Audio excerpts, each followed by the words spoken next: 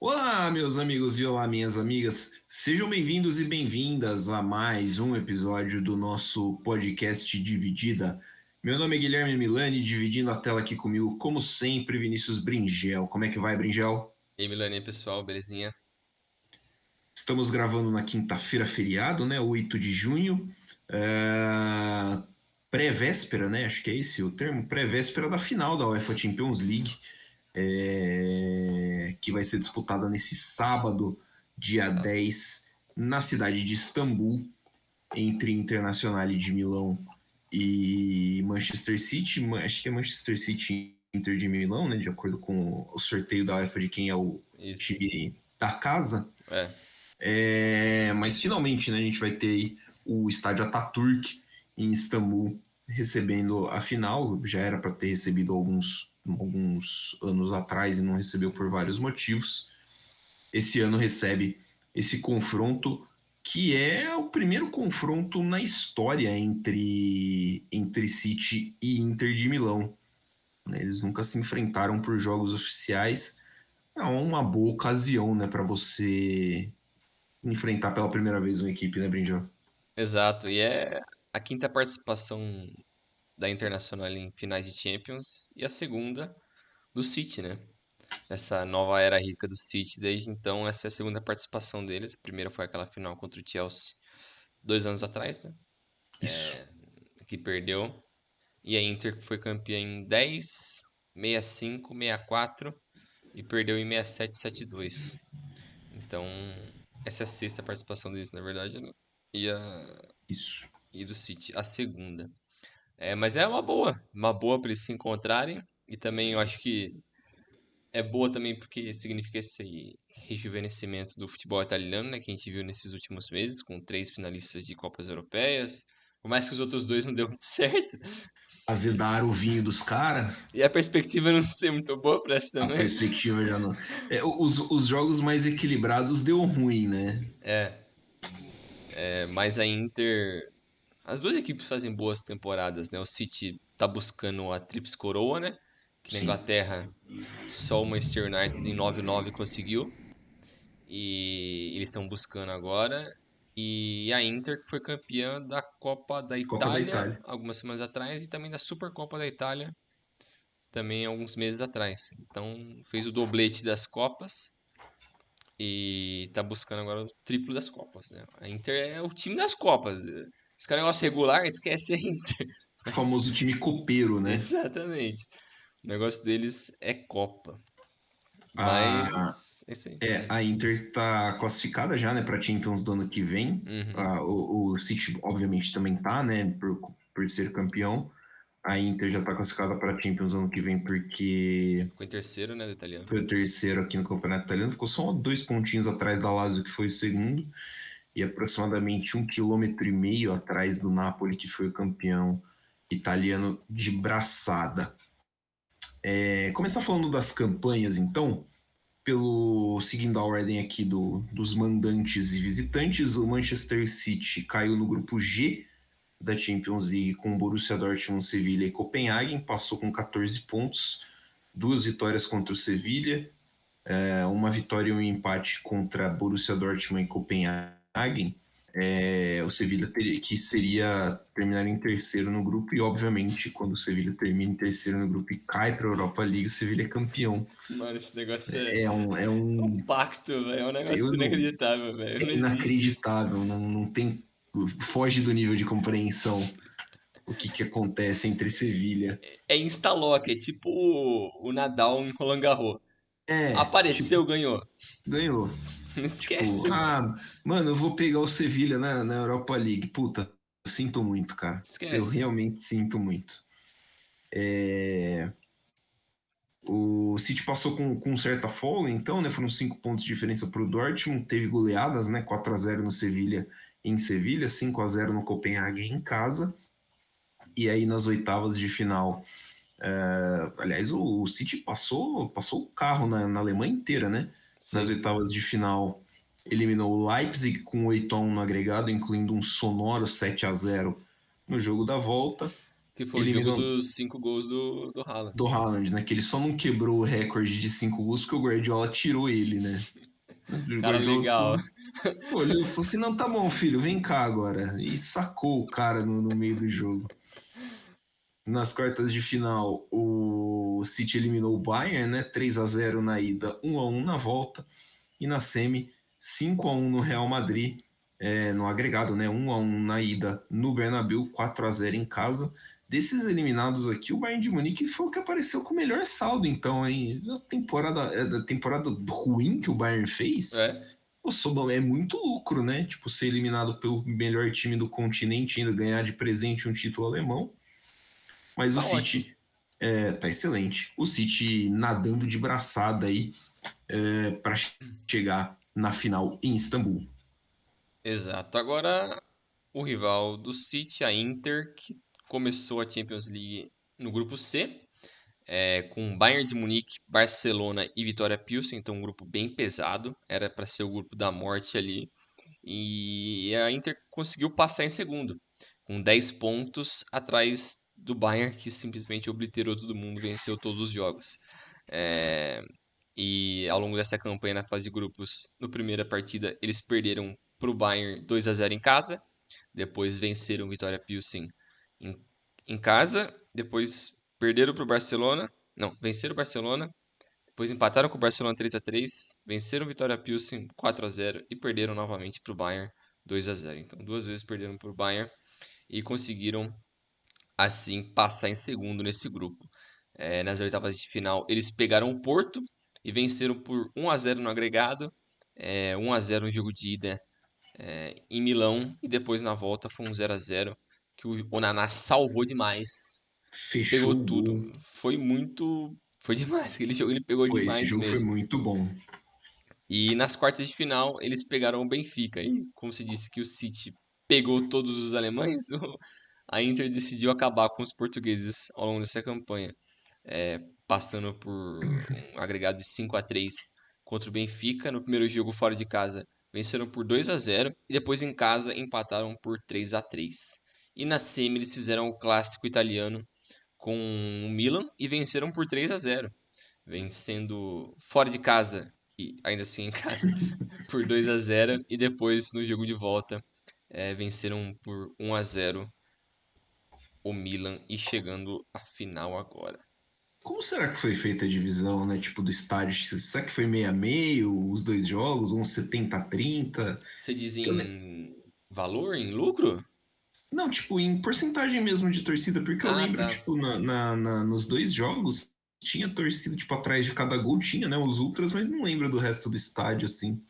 Eu não sei como eles fazem essa divisão lá. E também não sei se tem tipo, diferenças quando é no jogo de uma Série A ou na Champions League, se eles alteram isso, né? Sim.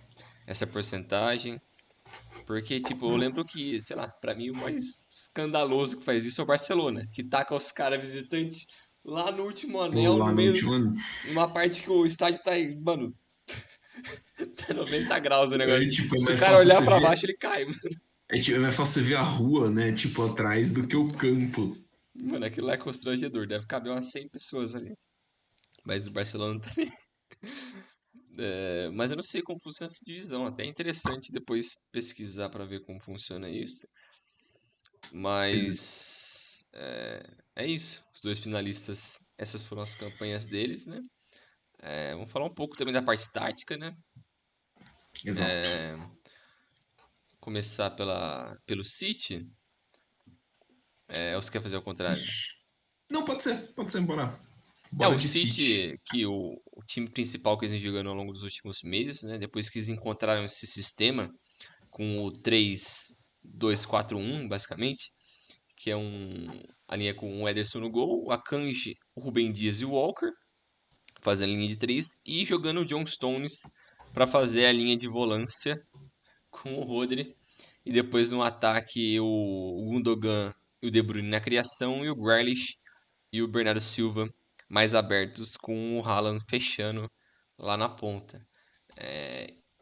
Foi muito curioso, né? A gente até conversou isso acho que na prévia da semi. Da Semi. Acho que foi isso, né? Que a gente falou dessa surpresa que que o Guardiola encontrou o Stones como um como um volante. volante, né? É porque é um cara que é zagueiro de origem, né? E, e ele conseguiu. Ele tem apesar de ter uma boa saída, eu até tinha visto numa entrevista pós-jogo dele, depois, depois do FCM contra o Real, que ele falou que, tipo, ele também se surpreendeu de jogar ali, porque é uma posição onde o jogador ali tem que ter a visão 360. Ele tem que estar sempre olhando para todas as posições. É diferente quando você está na defesa, que você tem que olhar mais para frente e buscar passes longos.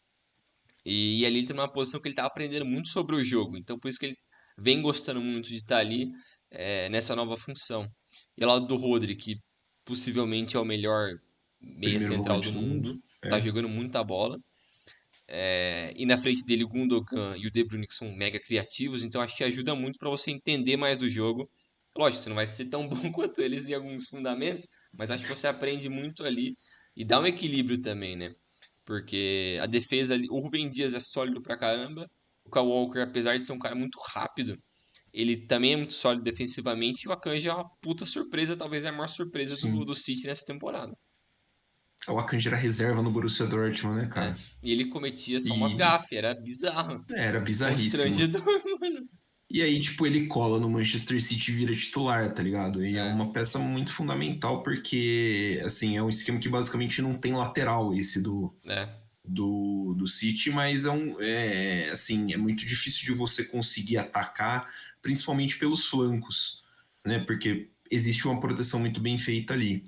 Então acho bem curioso como que o Guardiola conseguiu encaixar esse esquema para criar uma superioridade numérica na frente, né?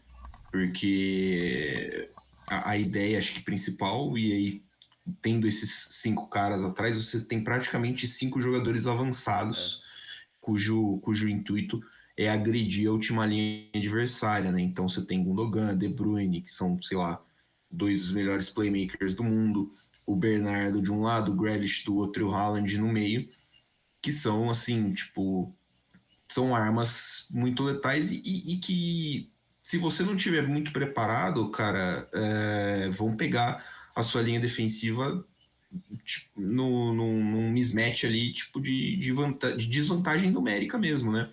Porque você não pode jogar com uma simples linha de 4, porque vai ficar sobrando sempre um, é, né? E aí todos esses jogadores são muito perigosos, né? Então, jogadores que infiltram, como é o caso dos meias, jogadores que cortam, que aparecem bem pela linha de fundo, como são os pontas, né? E o Haaland, que dispensa muitas apresentações. E para um time que tem a posse de bola pela maior parte do tempo, que é o City, é, encaixar tudo isso dessa forma que o Pepe encaixou me chama muita atenção porque parece que ele deu o estalo que ele estava procurando há muito tempo já no Manchester City. O City perdeu para o Brentford agora no dia 28, na última rodada do Campeonato Inglês, 1-0. uhum, Mas antes disso, o último jogo que o City tinha perdido tinha sido em fevereiro, né, para o Tottenham, é, também pelo Campeonato Inglês. É um time que marca muitos gols, tem 3 jogos, você vai olhar ali, é 3, 3, 4 enfiou, sei lá, 4 gols no Real Madrid com uma facilidade que o Courtois saiu quase sendo o melhor em campo é. naquele jogo, tendo tomado 4 gols. Então, assim, é um time que tá num ritmo muito apelão e que, cara, talvez seja o melhor City que a gente tenha visto jogar em. Talvez não, acho que é, né? O melhor City que a gente tenha visto jogar na mão do Guardiola. É, com certeza. Eu acho que aquela versão anterior do City, que sofreu evoluções, né, nesses últimos, desde que ele assumiu, né? Desde quando ele chegou, acho que em 16, acho que foi Acho que é 16, né? isso. Que era uma transição também, né, daquele time que passou pelo Pellegrini, passou pelo italiano lá, o que foi Ah, campeão com o City. Mancini. Mancini. Então passou por uma transição desses caras, daquele elenco com o Touré, com o Agüero, com todos esses caras, para ser esse time reformulado que o Guardiola fez com a chegada de Rubem Dias, de Rodri, de Gundogan, De Bruyne, Haaland. E todos esses caras que viraram principais hoje, nenhum deles estava nessa Leva formação anterior. anterior. Isso, é. Então, o Guardiola levou um tempo para colocar a cara dele ali em jogadores que ele acredita, mas também para reformular as ideias dele também. Porque a gente já tinha falado também em alguns episódios atrás como esse time virou muito vertical, que é Sim. uma que são fundamentos que às vezes destoam um pouco da ideia, daquele princípio que a gente está acostumado do Guardiola de posse de bola, de trabalhar, de esperar e tal. Mas ele foi trabalhando isso do Barcelona para o Bayern e depois para o City, até do início para o City até esse ano do City, mudou muito. Então, até você tinha comentado que esse time, essa formação não tem laterais, é justamente para isso, né? Para ser um time Sim. agudo, não para ficar cruzando bola ou para ficar tabelando lá que nem uns loucos. É porque não tem jogador para isso, é jogador para infiltrar, para ser rápido, para ser bem incisivo. Então esse time tem muito disso, porque esses dois playmakers ali no meio, no Gundogan e no De Bruyne, são absurdos. Ótimo passe de bola, ótima infiltração, principalmente do Gundogan. O Grealish e o Bernardo são ultra versáteis, principalmente o Bernardo. E o Grealish está fazendo o valor pago por ele valer a É, pena esse ano, né? Ele finalmente encontrou sua forma. O Foden, valeu aí, Foden. o Foden tá ali, né? Tá esquentando o banco de novo. E o Mahrez também, que era um cara que foi muito importante na Sim. temporada passada, esse ano tá bancando, apesar de ser um ótimo jogador também. E o Haaland também, que apesar de ter essa temporada meteórica, ele teve as suas oscilações sim, teve o seu ajuste para se encontrar no time e a tendência é melhorar cada vez mais, né? Mas essa evolução tática também é muito engraçada em relação à Inter, mas é, voltando um pouco no confronto contra o Real, assim, foi até engraçado o matchup ali que o City tem com o Real prejudicou muito o Real. Porque até o negócio que eu vi uns caras, analistas ingleses falando que o problema de vários times que tentaram enfrentar o City é que eles não queriam mudar a postura. Eles falaram, não, a gente é isso, então a gente vai continuar firme com nossos ideais. Isso acaba prejudicando eles em algumas situações contra o City, porque você tem que tentar fazer algo diferente. E o Real manteve muito a base dele de fazer a linha de quatro, os três meio de campo e os dois pontas ofensivos e o Benzema na frente. Mas o problema disso é com essa formação do meio bem povoado do City, ficava a linha de quatro do Real e o Valverde e o Kroos tinham que ficar marcando o Gundogan e o De Bruyne. Então eles perdiam muito do espaço e do controle do meio correndo atrás desses dois. Aí dava muita brecha para Rodri, Stones, encontrar os passes e o pessoal do meio, da frente ali circular bastante, né? De Haaland, Grealish e o Bernardo. Então isso prejudicou muito o Real e eles ficaram perdidos nesse sistema. Mas méritos do City nesse ponto, né? Que conseguiram encontrar esses pontos fortes deles contra o Real e abusar disso. Tanto que o 4-0 que eles fizeram no Real foi sacanagem. Os caras Assim, obliteraram o time. e foi pouco, né? Porque É, assim, o Courtois salvou umas duas do Haaland, assim, que eu tô é, lembrando de cabeça, é, né? É um time que quando encontra esse espaço, principalmente para os caras que vêm de trás, pro Rodri, pro Stones, que são caras que trabalham bem esse primeiro passe para a criação de jogadas, pô, a hora que acha esse espaço é um time que cria com um volume muito absurdo. é, Muito absurdo. é, Então, qualquer espacinho que você consegue colocar uma bola, qualquer movimentação que você consegue aparecer um jogador ali, você tem uma vantagem que o City sabe explorar, porque, que nem você falou, é um time muito agudo e tem jogadores nessa característica de explorar tudo isso. Então, assim, sem dourar muito assim pro time da Inter, é um, é um confronto, puta, muito difícil. é. Muito difícil. Acho que sim. Era difícil, por exemplo, para Inter pedir que o Real Madrid passasse, tá ligado? É, Mas talvez fosse um confronto um pouquinho mais parelho, mas eu vejo a Inter vai ter uma dificuldade, não, uma dificuldade com o City, mas por causa do volume, né? é, Do que a gente estava falando. A Inter já, e aí já passando para fazer uma análise um pouquinho mais sobre a Inter joga num sistema com três zagueiros, né? A Inter joga numa linha meio que de cinco, atrás, pegar aqui, cadê a final da Copa da Itália, que a Inter bateu a Fiorentina, entrou em campo com Darmian, Acerbi, Bastoni na linha de 3, Dumfries e Di Marco nas alas, Barella, Brozovic, Calhanoglu no meio, Lautaro e Dzeko na frente. É um time que tem essa característica, então, de já contar com os 3 zagueiros, e acho que isso pode ajudar um pouquinho na hora da marcação, só que acho que vai precisar segurar muito mais os alas do que a Inter tem costume, né? E aí, pô, não sei, o Dumfries não me parece um marcador tão seguro assim, né? Então acho que vai ter esse confronto, esse duelo dos pontas, e aí dos pontas mesmo, né? Que deve ser Grealish e Bernardo de um lado contra os alas da Inter do outro, acho que vai chamar bastante atenção. Exato. Essa análise tipo, da parte tática da Inter, eu acho que é interessante também. Apesar do City, como a gente já falou ao longo do episódio, é o favorito muito pelas forças individuais, mas pela campanha que vem fazendo esse ano, não só na Premier League, mas na Champions, nas Copas também. É um puta ano do City, todo esse trabalho do Guardiola e tal, merece os méritos, mas é um time interessante também da Inter, porque eu acho que se assemelha muito com aquele time do Conte, nos Sim, ideais, assim. Porque aquele time do Conte é o Conte, assim. Ele não consegue fazer muita coisa diferente. é o DNAzão dele, né? É o super Conte ali, que é a linha de três, os alas bem agudos e os dois atacantes. É o que o Conte gosta muito de fazer, só que eu acho que o Inzaghi, a diferença dele é que ele é menos extremo nesses fundamentos dele do Conte, né? Acho que ele conseguiu adaptar um pouco mais, mas sem querer abrir mão desse lado defensivo. Porque a Inter é assim, e não adianta também eles tentarem ser um time de posse de bola e de verca- Verticalização. verticalização, porque eles não têm jogador para isso. Você É. consegue imaginar o Dzeko correndo? Não, Não pô, dá, velho. Não tem. O não dá. Mkhitaryan, o Çalhanoğlu, eles não são caras assim. Então, só olhar a linha de defesa deles.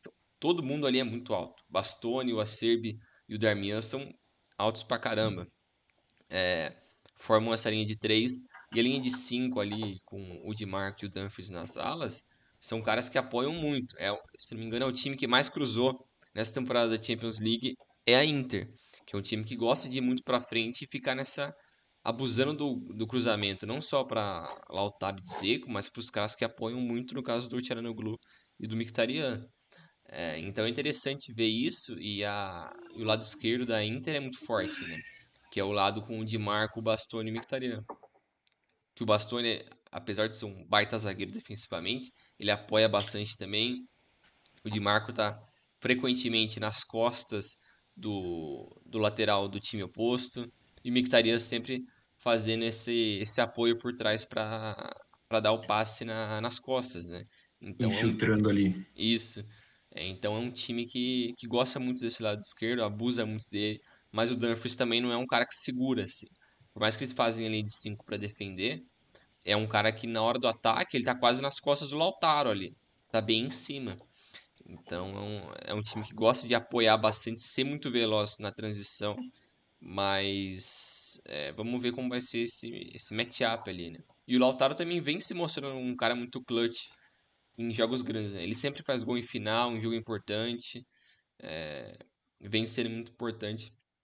Apesar da dupla com o Lukaku ter sido mais famosa quando eles ganharam o título italiano, ter mais apreço, né? Mas o Dzeko vem fazendo um baita de um papel, apesar dele ter 47 anos, né?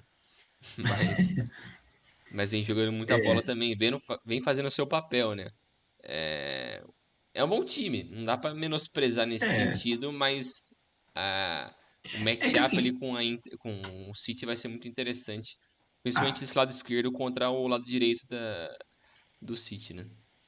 é que assim, a régua do City é muito alta, né? É, O City jogou assim o parâmetro muito lá em cima. Esse time da Inter é um time muito bom, é um time bem treinado, é um time que tem aí muita qualidade, senão, obviamente, não estaria aí, né? Você percebe que é um meio de campo intenso, tem o Barella e o Brozovic, que são dois caras acostumados a correr em alta intensidade durante todo o jogo. É um time que consegue sair em velocidade, quem se falou, explorar os espaços deixados nas costas, né, principalmente pelas alas. E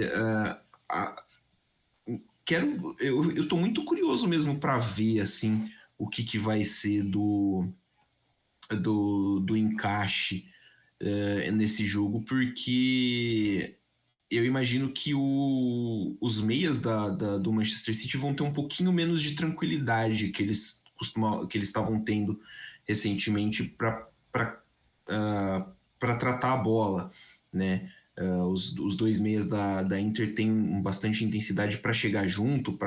O Brozovic bate bastante, né? O Barella também gosta um pouquinho, mas o Brozovic bate bastante. Então acho que é uma coisa que assim pode fazer uma diferença, principalmente se você for parar para pensar em questão mental, porque parece, às vezes não parece assim, tipo, pô, mas uma falta vai tirar o cara do prumo, alguma coisa assim, mas às vezes pode acontecer, né? Tipo, É. uma, duas pancadas assim, você começa a incomodar o jogador adversário, é uma coisa a se notar. E E chamar. vai ser uma estratégia que a Inter vai adotar. Ele vai Sim, para um jogo mais físico, vai abusar, ele sim. vai fazer um negócio mais sul-americano ali em cima do City e E, explodir. É, vai e fazer isso. acho plenamente plausível, né? Sim, Tipo, é totalmente assim, justificável, faz sentido pra caralho, é o jogo plenamente deles. justificável. É, Sim. E chamar atenção também um pouquinho para nessa temporada da Inter para a chegada do Onaná, né? A gente até tinha comentado antes do programa começar que o Onaná salvou a Inter ali nas oitavas contra o Porto, e a gente tinha comentado antes do programa começar que a gente não sabia como que o Onaná, né, no começo da temporada, não sabia como que ele ia reagir, né, e tudo mais, porque ele ficou parado um tempo por doping, voltou, acho que essa temporada para a Inter se firmou como um dos principais goleiros do é. mundo.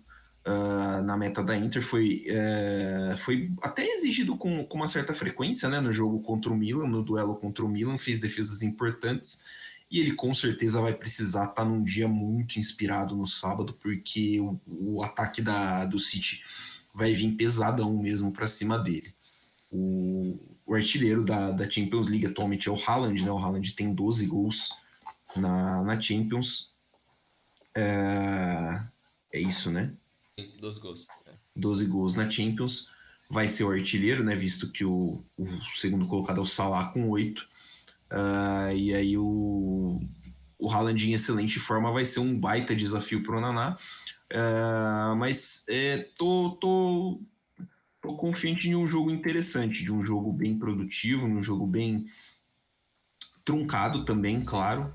Acho que a Inter vai. Que a gente está falando, a Inter vai apelar para um jogo mais físico. Acho que a Inter vai parar bastante o jogo com falta, vai tentar entrar na cabeça dos jogadores Bem cedo. do City bem cedo. Tipo, vai começar a fazer milonga, É, vai bater falta, não, chuta a bola para lá, é. some com coisa. Então, é um jogo que vai se arrastar também por esse aspecto e que vai prevalecer o time mais forte mentalmente.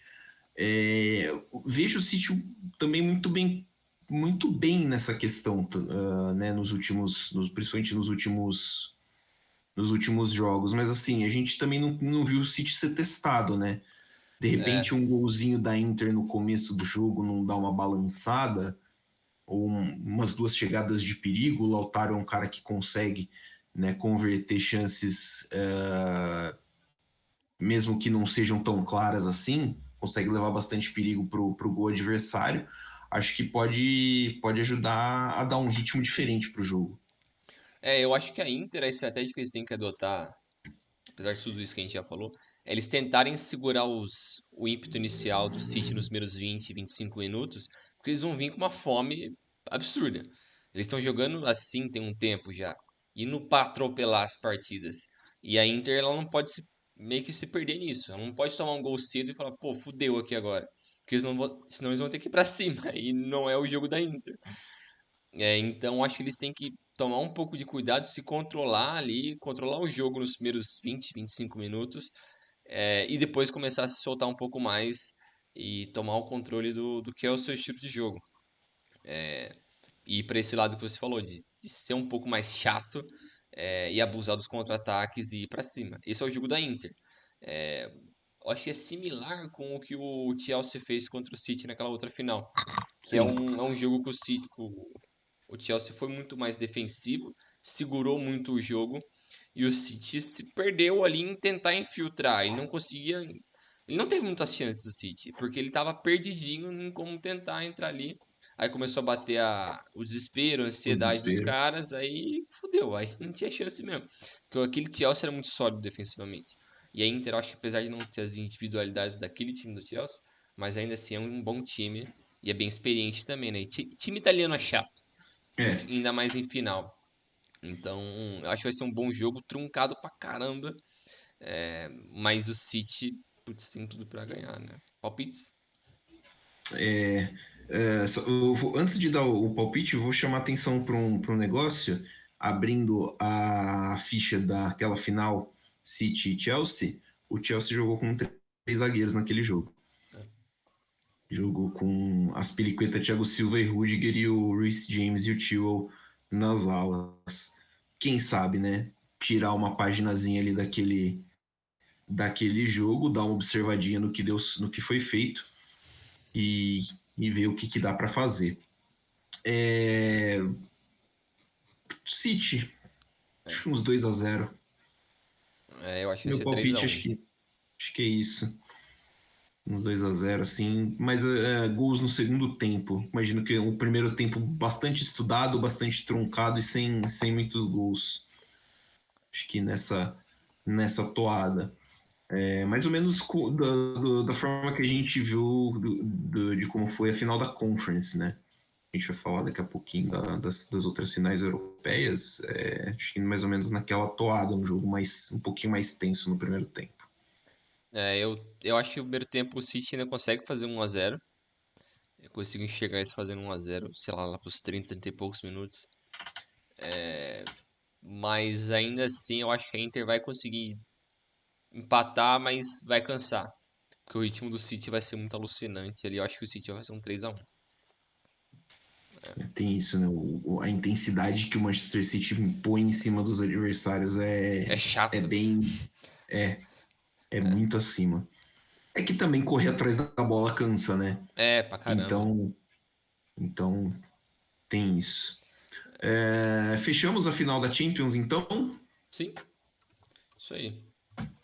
A gente fala mais de final da Champions, então, depois da final da Champions. Na semana que vem a gente traz um pouquinho de como foi esse jogo. Exato. Seja o primeiro título do City, seja o quarto título da Inter de Milão. Passando pelas outras finais da UEFA nessa temporada, Uhum. por ordem de importância, a final da Europa League rolou na outra semana, né? Foi semana passada, acho. É, quarta passada. E quarta-feira passada, no dia 31 de maio, na Puskás Arena, o Sevilha empatou com a Roma em 1-1 e nos pênaltis foi pela sétima vez campeão da UEFA Sevilha League. Tomando no cu. E, cara, é assim, é muito bizarro, né? É. O tipo de pacto que tem o Sevilha com a Europa League. Ainda mais um time como esse do Sevilha, eles chegaram a um ponto de correr risco de rebaixamento no espanhol. Não estavam jogando bem. Esse é o terceiro técnico deles na temporada. É a receita para desgraça. Não tem O São como. Paulo, ele treinou eles essa temporada, né? É. E o time conseguiu dar a volta por cima e ainda ser campeão da Europa League. Isso, cara, não tem explicação. Simplesmente não tem explicação. E a campanha deles ao longo do mata-mata também foi pesada, porque eles pegaram Sim. Fenerbahçe nas oitavas, depois United com uma vitória de 3 a 0. Pô, Um chocolataço em é, cima do United. E a gente ainda vai fazer um episódio falando, né, do final da temporada europeia. E assim, a temporada do United para mim é muito positiva. A sim, temporada pra do United para mim é caramba. muito boa. Eles estavam jogando bem. Aquele ali não era o melhor momento do United nessa temporada, foi essa reta final, mas ainda assim o time do United é muito bom. E o Sevilla conseguiu ganhar e depois na semi pegou a Juventus que também não é a melhor Juventus, mas é a Juventus, Ainda é um time muito forte, e chato. sim, e na final ainda pegou a Roma, que é um time super Mourinho, super defensivo, sentou o busão ali e e é muito mérito desse Sevilha, porque não tem explicação. Não tem o que você pode falar assim, pô, foi isso. As batidas de pênalti da Roma, pô, não dá, velho, não dá. Não, é uma brincadeira, né? O Mancini. Pô, Aliás, o Ibañez fez uma final ali que, pelo amor de Deus, é, também. é. Isso é um ponto válido, assim, contra a Roma, mas o Sevilha fez o jogo deles, foram pra cima e, pô, méritos demais. Sétima final é bizarro, isso não faz É sentido. assim, tipo, chama muita atenção que são 7 finais e 7 títulos, né? É, Tipo, não tem vice, tá ligado? é, E, assim, mais de uma vez o time foi campeão consecutivo, né? 2006, 2007, depois 14, 15 e 16. é.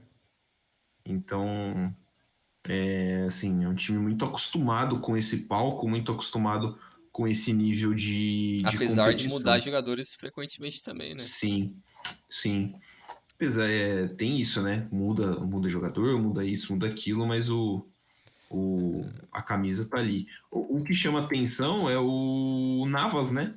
O É. Navas ganhou o quarto título dele, o Jesus Navas ganhou o quarto título dele de UEFA Europa League, Copa da UEFA. Eu nem sabia que ele estava jogando ainda, mas ele estava ali, foi o lateral direito do Sevilla, foi titular capitão do time.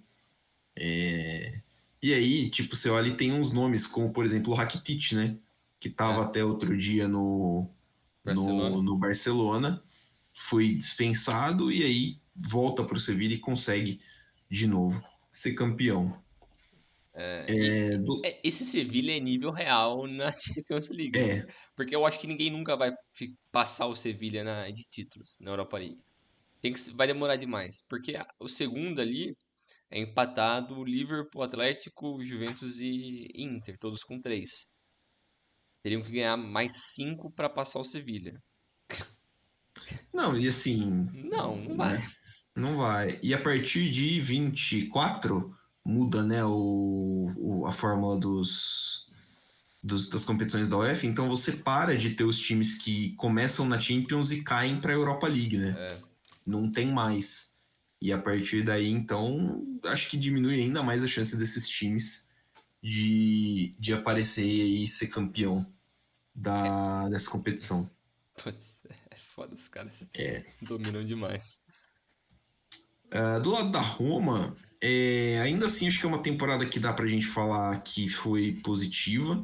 A Roma terminou o campeonato italiano, deixa eu confirmar aqui, na sexta Isso, posição. isso. O Mourinho pediu publicamente por reforços, né? Deu a entender que quer ficar, deve ficar na Roma, quer reforço, quer continuar competindo.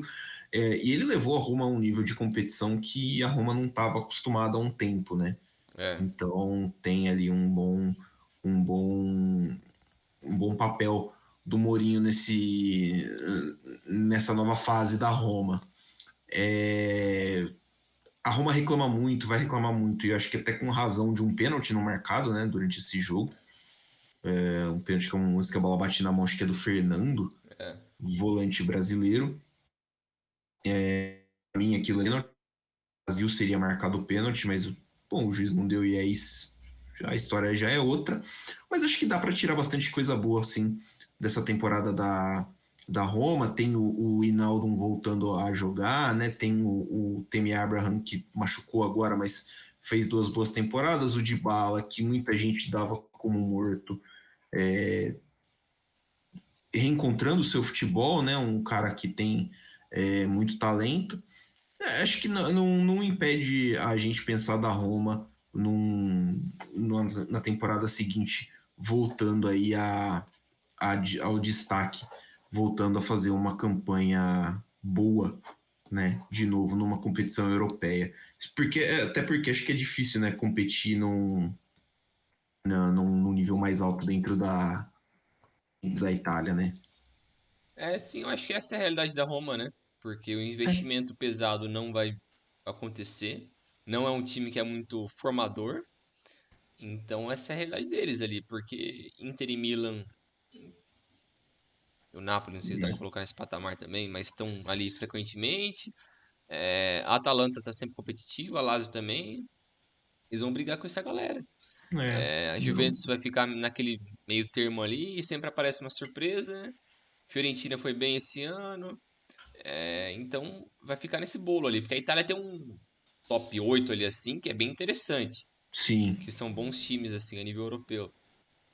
Mas a Roma eu acho que não consegue estourar muito essa bolha Acho que assim, o e top 3 da Itália, né, que hoje é Milan, Inter e Napoli, tá um pouquinho acima, né, tá um degrauzinho dá, acima. Acho que a nível de competição tá um degrauzinho acima. Depois o resto ali, meio de forma meio homogênea em bloco, assim. E aí a competição dentro é bem cruel. sim, eu fico meio preocupado com o futuro do Milan por causa dessa última semana, né?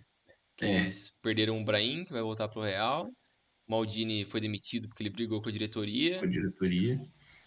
O E clima não parece muito jogadores do. bom, né? E os jogadores do elenco se manifestaram, né? Tipo, Ninguém gostou, porque ele era um cara ninguém muito gostou. querido ali, assim. Ele ajudou a formar muito desse time. Por mais que ele também fez contratações erradas ali, mas ele contratou muito da galera que foi base desse time e ele segurou muito o Pioli nos últimos anos, principalmente Sim. naquele período ali que eles queriam contratar o alemão que foi pro O United, austríaco, quer dizer, Ralf o Rangnick. Ralf Rangnick. Que É, ainda bem que deu a sorte do Milan que não contratou, né? exato, A bem da mas verdade é isso.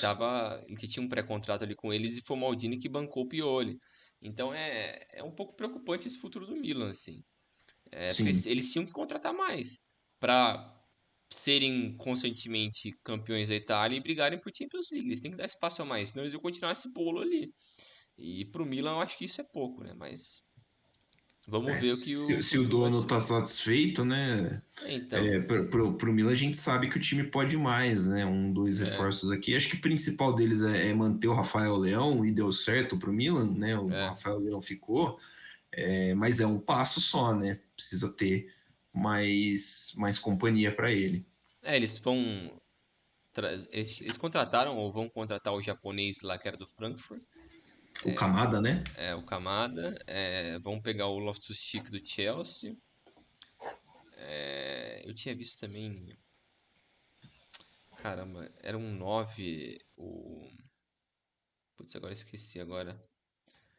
Esqueci o nome do cara, mas o time precisa de uma reformulação, principalmente no meio. O meio tá bem quebrado. Tirando o Tonali, não confio muito mais em gente, Não não. dá assim, tipo. E o Brahim vai embora, então precisa de mais gente. Mas o resto do time é sólido. Pô, a defesa é top. Acho que se tivesse mais um zagueiro ali assim, seria muito bom.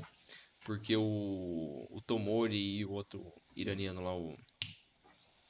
O Touré, Não, caralho. Cara, eu fugi o nome do rapaz. Deixa eu procurar aqui. o Benacer, Não, ele não é italiano. Ele não é iraniano? Ou será que eu tô viajando? O Malik Thiaw. Ele não é. o Thiaw, ele é alemão. Ele é alemão. Ele jogou bem, muito bem. Ele fez temporada muito boa pelo Milan. Eu falei iraniano, não sei porque eu tirei isso. Mas ele é bom, o Tomori já tá consolidado. O Kjaer, coitado. Ele é bom, mas ele tá velho já, ele não aguenta mais o ritmo.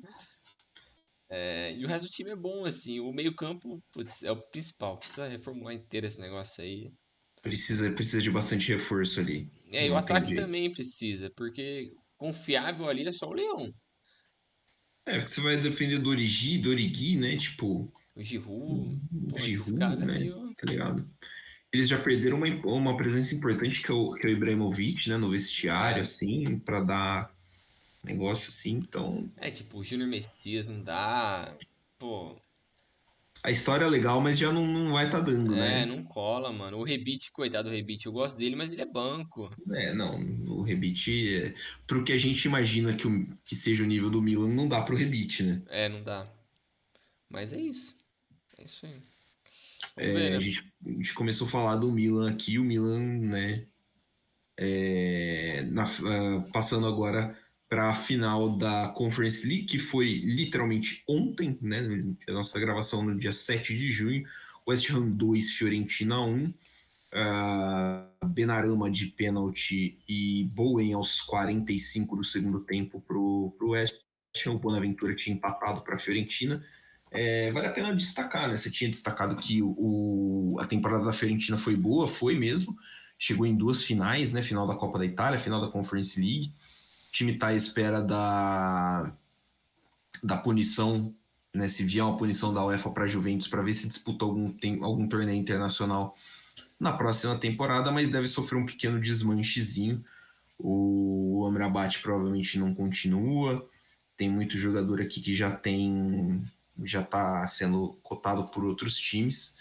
Então, olho, né, nas movimentações. E pelo lado do West Ham, cara, o West Ham foi campeão continental pela primeira vez em 46 anos. A torcida tá fazendo uma festa e acho que tem que fazer mesmo, porque pro West Ham é um time que passou uns cortados na Inglaterra nessa temporada. Um título desse vai bem, né? Cai bem com o torcedor. Engrandece bastante, né? Porque é um time que é tradicional na Inglaterra, a Fiorentina também é muito tradicional na Itália, então, pô, a Conference é top, a gente sempre enaltece isso. É um acertaço essa Conference da UEFA. Então, pega esses times bem tradicionais que não conseguem competir financeiramente com os gigantes ali, mas pelo menos podem disputar título e essa Conference é muito isso. Então, pegou dois desses times tradicionais, assim, que tem bons valores. É, infelizmente, para alguns, assim, uma galera vai embora. No caso do Declan Rice, ele muito provavelmente vai embora, que é o principal jogador do time. Eu acho que o dono do time falou que ele tinha prometido pro Declan Rice que ele ia deixar ele embora nessa temporada. Sim. Então, pô, ele é o principal jogador, o time é bom, mas que nem você falou, ele passou muito sufoco esse ano na Premier League. Mais do que deveria, o time não deveria passar tanto É, sufoco assim. não deveria ter esse sufoco, não.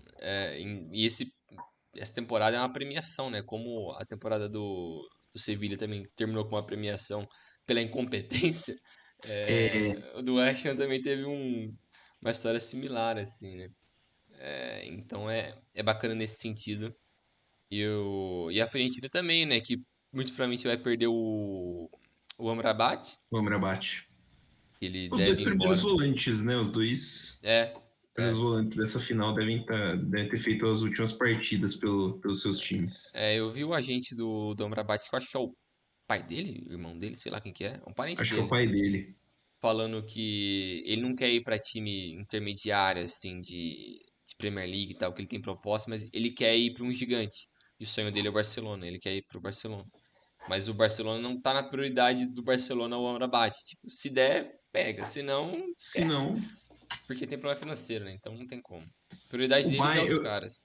eu vi que o Bayern também estava interessado, se não desse o Declan Rice, o Bayern possivelmente ia atrás do Amrabat. Seria uma boa também. Qualquer um dos dois seria bom pro Qualquer um dos Bayern. dois seria. Porque atualmente ninguém faz essa função no Bayern de Munique, então acho que é um baita de um upgrade. Por mais que eu ache que eles tenham estilos um pouco diferentes, eu acho que o Declan Rice é um pouco mais carregador de bola. Ele sabe dar passe também, ele sabe apoiar mais, mas acho que ele é um pouco mais carregador de bola. E o Amrabat é mais aquele operário, assim, de Sim, cercar muito e dar uns passes bons. Que eu acho que, pô, é um estilo que falta muito em muito time. excelente, né? E ele É parece um cara de o, personalidade. E na Copa ele jogou demais também, tá louco. Ele regaçou na Copa. Na Copa ele para mim foi um dos melhores jogadores da Copa como um todo, né? Ele jogou Acho que muita assim, bola. o Foi que ele fez absurdo. naquele meio-campo lá de Marrocos, maluquice. Foi muito top. Mas é isso, né? Vamos ver É isso. o que vai É, ser para esses dois times e é muito legal para a história dos dois, né? Fica aí, né, o salve pro Tottenham e pro Arsenal. né? Mano, o que vai É, ter de cântico de torcida em jogo contra esses dois times, contra o West Ham, vai ser absurdo, velho. vai ser brincadeira. Não vai ter como. E todos eles estarão corretos. Exatamente, não tem Todos como. eles estarão corretos.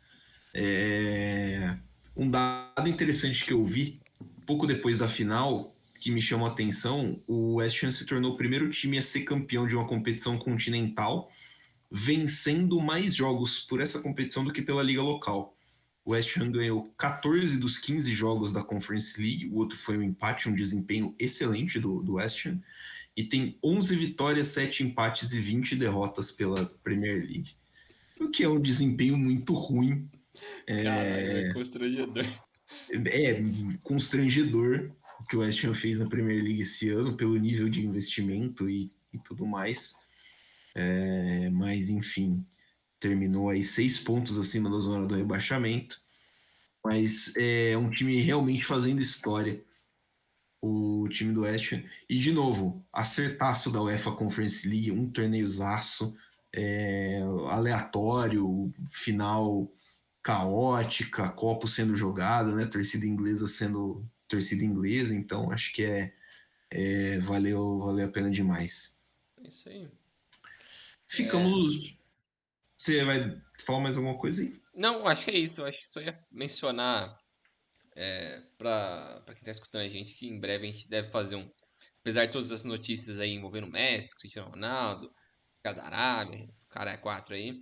É, lógico que a gente vai fazer um episódio sobre isso, né? Mas só para deixar Sim, claro que em breve a gente deve falar um pouco mais, mas pegar um contexto não só do que tá acontecendo agora, mas um negócio mais amplo, né? Para tentar exato. contar uma história maior assim e ver um debate que envolve não só o futebol, mas política, questão Geopolítica, social, muita coisa que impacta tudo isso, né? É interessante. Depois a gente. entender esse contexto que está fazendo com que a Arábia Saudita pague 100 milhões de euros por ano para o Kanté, né? Esses negros maravilhosos chegou na Arábia Saudita, os caras Cara, compraram a ideia. não, assim, não é que beira a maluquice, né? Ultrapassa todos os limites da insanidade isso daí. Isso daí não tem como, não. Mas Mas sim, a gente vai ver certinho, é óbvio, a gente precisa saber mais coisas, né? Então a gente vai dar uma estudada e vamos buscar as informações para trazer aqui, com certeza. Certo, Bringel? é isso aí, valeu pessoal, valeu Milani, até a próxima. Valeu, galera, valeu, Bringel, até a próxima. Nossas redes sociais são as mesmas de sempre, estão aqui na descrição de onde você estiver ouvindo. Um abraço, segue a gente lá. Valeu!